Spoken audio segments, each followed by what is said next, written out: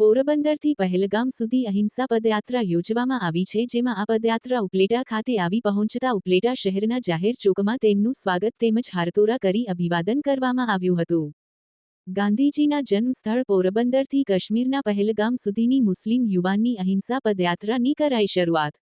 Advocate મુસ્લિમ યુવાનની ટીમને હજારો લોકોએ પુષ્પહાર કરી યાત્રાનો શુભારંભ કરાવ્યો. અહિંસાના શહેર અને મહાત્મા ગાંધીના જન્મસ્થળ પોરબંદરથી મુસ્લિમ એડવોકેટ સદ્દામ બાપુ કાદરી નામના યુવાન દ્વારા પહેલગામ પર આતંકવાદી હુમલાને લઈ પોરબંદરથી પહેલગામ અહિંસા પદયાત્રાનું પ્રસ્થાન કરવામાં આવ્યું હતું.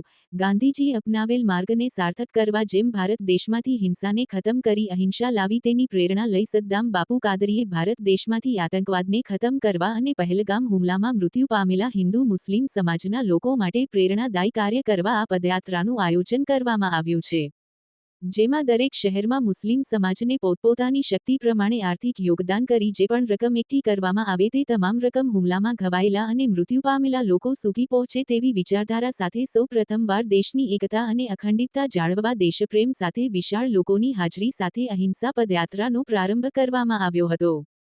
ત્યારે આ યાત્રા પોરબંદરથી નીકળી ઉપલેટા શહેરમાં આવી પહોંચતા ઉપલેટા બસ સ્ટેન્ડ ચોકથી વિવિધ સમાજો હિન્દુ મુસ્લિમ આગેવાનો, રાજકીય લોકો દ્વારા જાહેર ચોકમાં તેમનું ભવ્ય સ્વાગત કરી વિશાળ રેલી યોજી દરેક પ્રતિમાને પુષ્પાંજલિ અર્પણ કરી પદયાત્રાને આગળ પ્રસ્થાન કરાવ્યું હતું. વિપુલ ધામેચા, ન્યૂઝ 14 ઉપલેટા.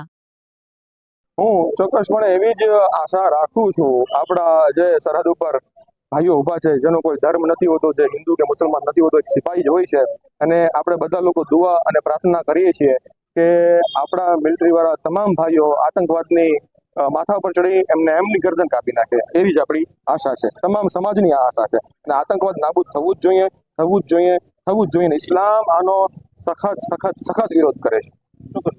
થઈ જાય અને પહેલગામમાં જે આતંકવાદ તરફથી હુમલો થયો છે અને જે આતંકવાદનો શિકાર થયો છે, જે લોકો ભોગ બન્યા છે, એમની શ્રદ્ધાંજલિ માટે અને એમની ફેમિલીને આપણા સમાજમાંથી અથવા તો મારા ગ્રુપમાંથી હું કાંઈ પણ રેસ કરી ને એ લોકોને અર્પિત કરી શકું, મારો સમાજ અર્પિત કરી શકે, એવી મારી ખાસ મારા મિત્રો, મારા ગ્રુપ પાસે અને મારા સમાજ પાસે હું અપેક્ષા રાખું છું કે 10 રૂપિયા 20 રૂપિયા દઈ અને એ જે લોકો ભોગ બન્યા છે એમને 1 લાખથી 10 લાખ રૂપિયાની મદદ આપણે કરી શકીએ. મારી આ જ સંકલ્પ છે.